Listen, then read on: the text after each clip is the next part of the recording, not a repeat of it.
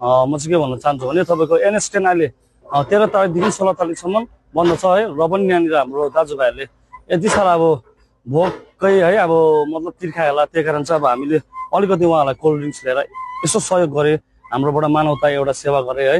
र यो NS10 चाहिँ तपाईँको सिक्किम अनि कालेबुङलाई चाहिँ असुविधा भएको कारणले गर्दा चाहिँ उहाँले एकदमै प्रोसेसमा छ, एकदमै बिचाराले राति पनि नभए पनि बिचाराहरू अब निन्द्रामा भोकै तिर्खाए पनि उहाँले यति साह्रो खटिरहनु भएको छ।